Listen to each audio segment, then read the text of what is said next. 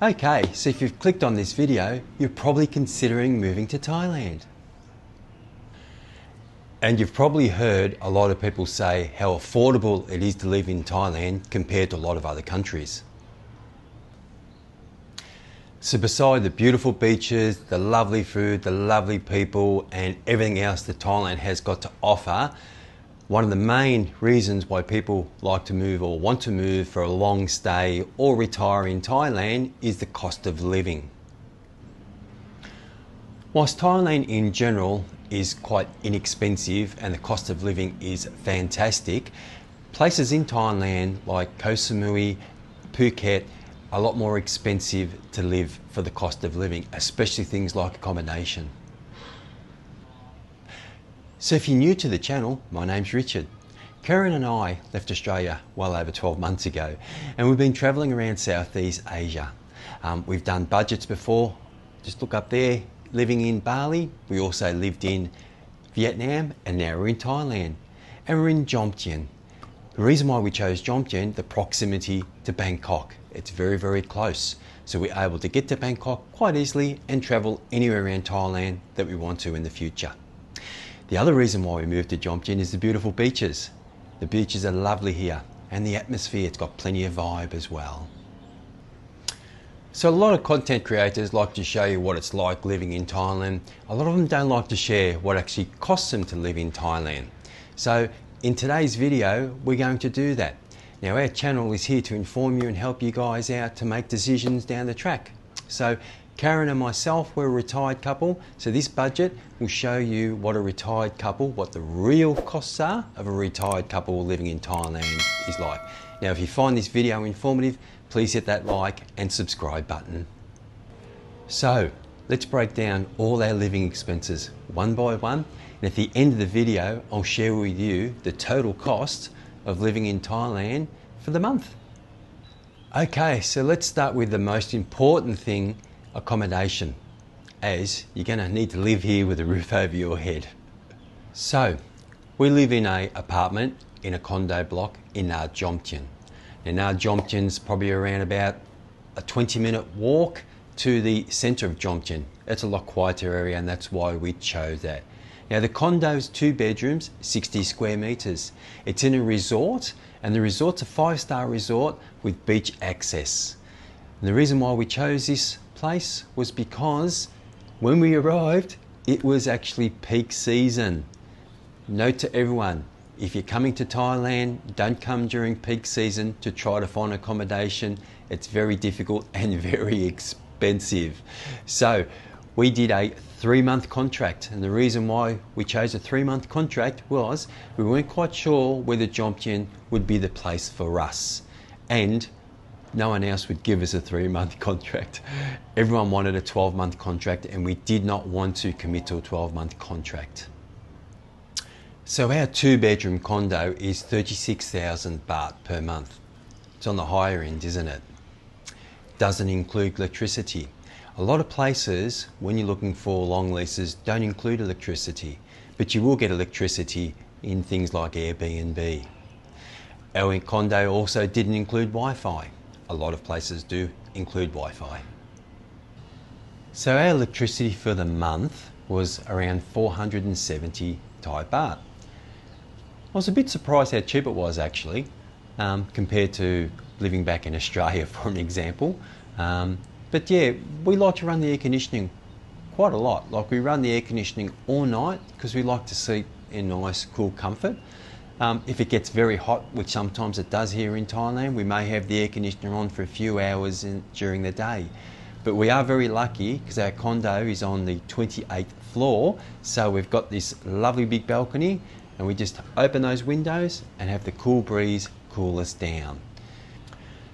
So due to the fact our condo not having Wi-Fi, we have that added expense per month for the Wi-Fi.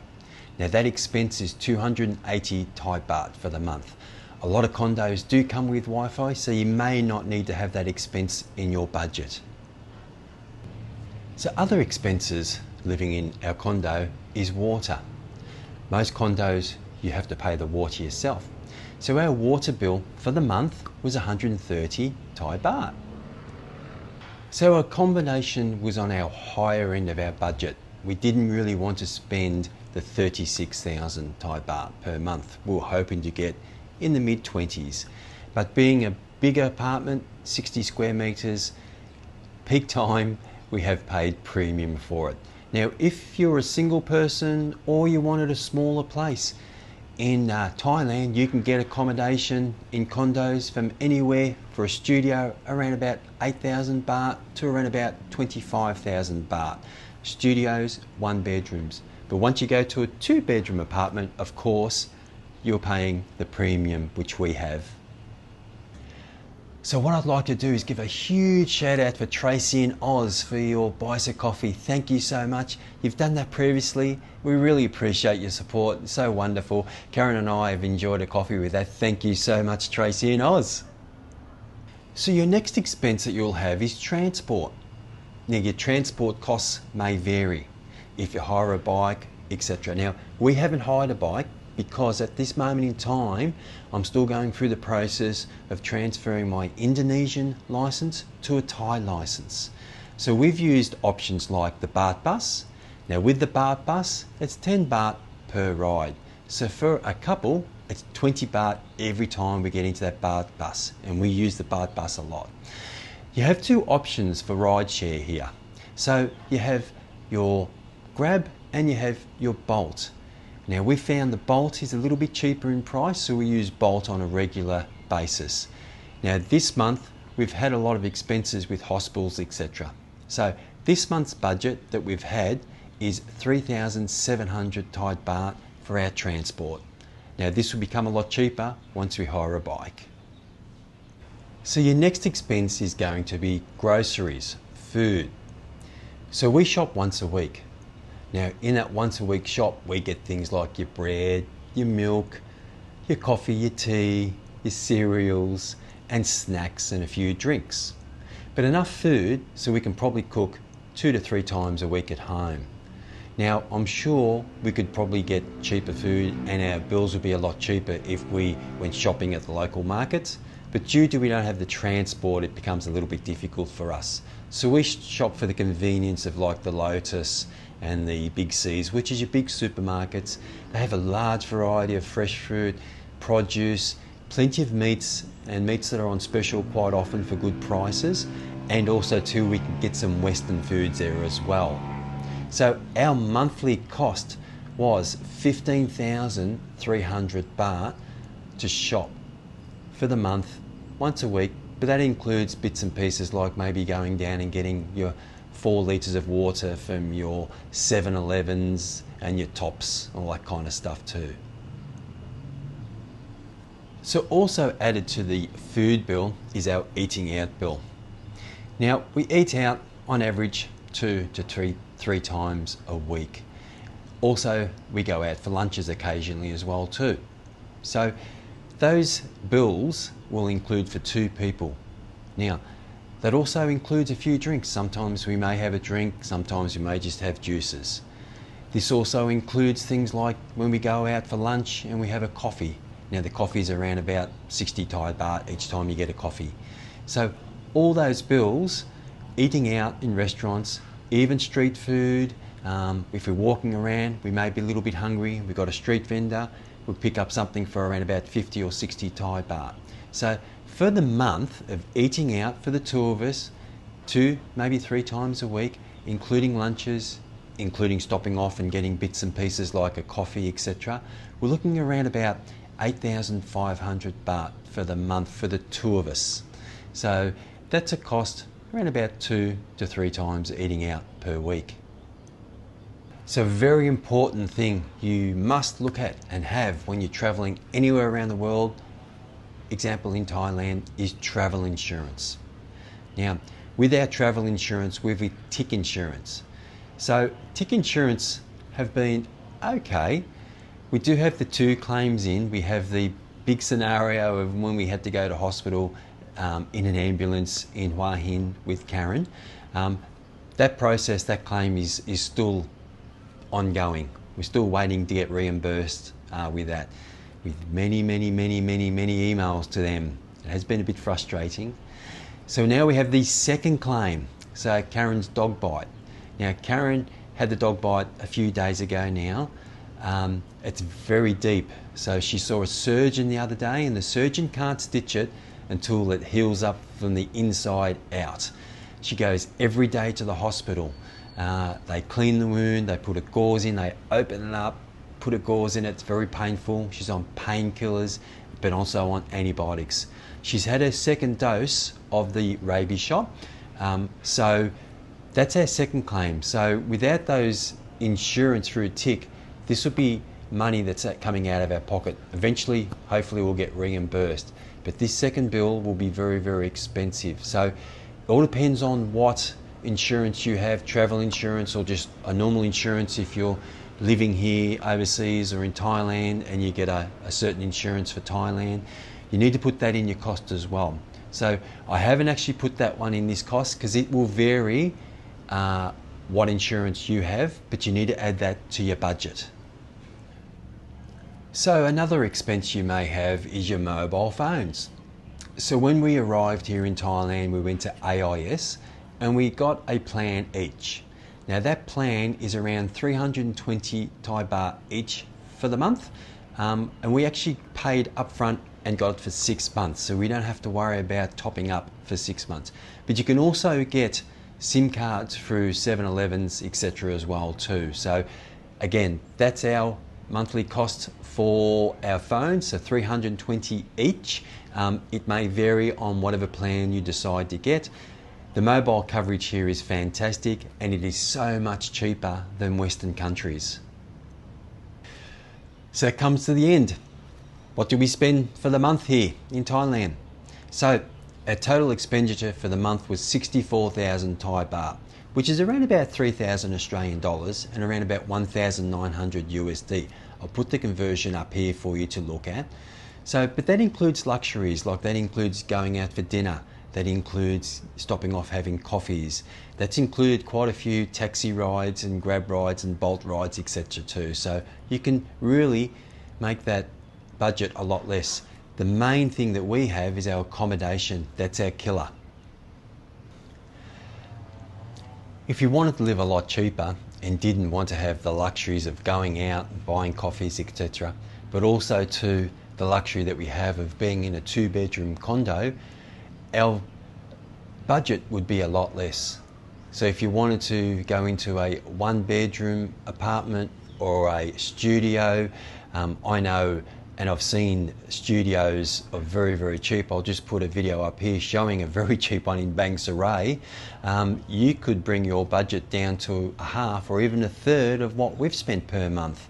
So it all depends on your situation, and if you're single or couple and you want your space, we prefer to have our space, but our accommodation is very expensive rarely, so we would like to bring that accommodation price down. When we finish our lease here in 3 months, we'll probably look for something a lot cheaper. Now the other thing a lot of people don't talk about, content creators, about budgets, is visas. So you have to take into consideration what visa that you're on too and put that into your budget. So our visa was around about 29,000 for the year for each of us, right? And that lasts for 15 months. So you need to put that into your budget as well if you're taking the same visa as what we have.